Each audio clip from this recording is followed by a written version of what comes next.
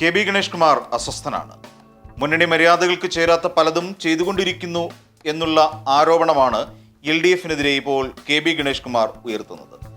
അതിന് പ്രധാന കാരണം സംസ്ഥാന മുന്നാക്ക വികസന കോർപ്പറേഷൻ ചെയർമാൻ പദവിയിൽ നിന്ന് കേരള കോൺഗ്രസ് ബി പ്രതിനിധിയായ പ്രേംജിത്തിനെ ഒഴിവാക്കിയ നടപടിയാണ്.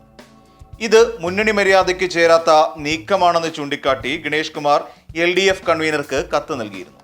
ഇതിന്റെ അടിസ്ഥാനത്തിൽ നീക്കത്തെ സർക്കാർ മരവിപ്പിക്കുകയും ചെയ്തു. മുഖ്യമന്ത്രി ഇടപെട്ടാണ് നീക്കത്തെ തടഞ്ഞത്. പക്ഷേ ഗണേഷ് കുമാർ അസ്വസ്ഥനാണ്.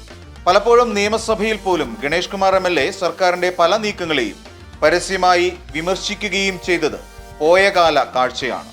ഗണേഷ് കുമാറിന്റെ വിമർശനം ഏറ്റവും കൂടുതൽ ഏറ്റുവാങ്ങിയത് ആരോഗ്യ വകുപ്പാണെന്നും കാണാം.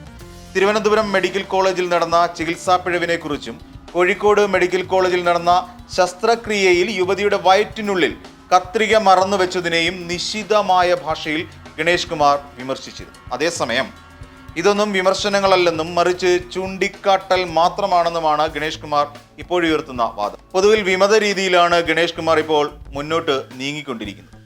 സർക്കാർ തീരുമാനങ്ങളിൽ പലതിലും ജനപക്ഷം മുന്നിൽ കണ്ടുകൊണ്ട് ഉള്ള വാക്കുകളാണ് ഗണേഷ് കുമാറിൽ നിന്ന് ഉയർന്നു വരുന്നത്. പത്തനാപുരത്തെ ജനങ്ങൾ MLA ആയി തെരഞ്ഞെടുത്തത് നിയമസഭയിൽ പോയി മിണ്ടാതിരുന്ന് അലവൻസ് വാങ്ങുന്നതിന് വേണ്ടിയല്ല എന്ന് പരസ്യമായി പ്രസ്താവിക്കുക കൂടി ചെയ്തിരിക്കുന്നു.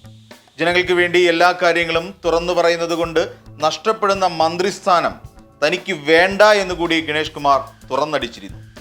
AI ക്യാമറകൾ സ്ഥാപിച്ചപ്പോൾ ഇരുചക്ര വാഹനക്കാർ അനുഭവിക്കേണ്ടി വരുന്ന ദുരിതത്തെക്കുറിച്ചും ഗണേഷ് കുമാർ സർക്കാരിന്റെ ശ്രദ്ധയിൽപ്പെടുത്തിയിരുന്നു. ഇങ്ങനെയൊക്കെ നോക്കുമ്പോൾ ഗണേഷ് കുമാർ ജനപക്ഷത്ത് നിന്നുകൊണ്ട് സർക്കാർ ഉത്തരവുകളെ ശക്തമായ ഭാഷയിൽ തന്നെയാണ് ചോദ്യം ചെയ്യുന്നത്. അതിനിടയിൽ കേരളത്തിലെ വിദ്യാഭ്യാസ സമ്പ്രദായത്തെയും ഗണേഷ് കുമാർ ചോദ്യം ചെയ്തുകൊണ്ട് രംഗത്തെത്തിയിരുന്നു. അതോടൊപ്പം സർക്കാർ ജീവനക്കാർക്കെതിരെയും അധ്യാപകർക്കെതിരെയും ശക്തമായ വിമർശനവും കെ ബി ഗണേഷ് കുമാർ ഉന്നയിച്ചിരുന്നു. സർക്കാരിന്റെ ശമ്പളത്തുകയിൽ ഏറെയും വാങ്ങിയെടുക്കുന്നത് അധ്യാപകരാണ് എന്നായിരുന്നു ഗണേഷ് കുമാർ ഉയർത്തിയ വിമർശനം. രാഷ്ട്രീയത്തിന് അതീതമായി ജനങ്ങൾക്ക് വേണ്ടി നിൽക്കാനാണ് താൻ ശ്രമിക്കുന്നതെന്നും അദ്ദേഹം പലപ്പോഴായി അറിയിച്ചിട്ടുമുണ്ട്. വിദ്യാഭ്യാസ മേഖലയ്ക്കെതിരായും ആരോഗ്യ മേഖലയ്ക്കെതിരായും ശക്തമായ ഭാഷയിലാണ് നിരന്തരം അദ്ദേഹം വിമർശനം ഉയർത്തിക്കൊണ്ടിരിക്കുന്നത്.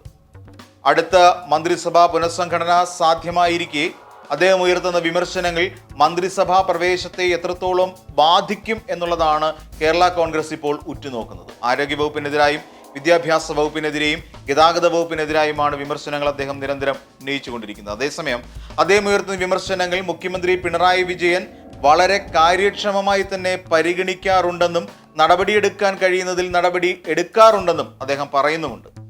കൂടാതെ തനിക്ക് ആരുമായി യാതൊരു അനിഷ്ടവുമില്ലെന്നും ആർക്കും തന്നോട് ഇഷ്ടക്കേടില്ലെന്നും കൂടി ഗണേഷ് കുമാർ വ്യക്തമാക്കുന്നു. ഗണേഷ് കുമാറിന്റെ പല നിലപാടുകളും മന്ത്രിസഭാ പുനഃസംഘടനയിൽ ബി ഗ്രൂപ്പിന്റെ പ്രാതിനിധ്യത്തെ ബാധിച്ചേക്കുമെന്ന ആശങ്കയിലാണ് ഇപ്പോൾ കേരള കോൺഗ്രസ്.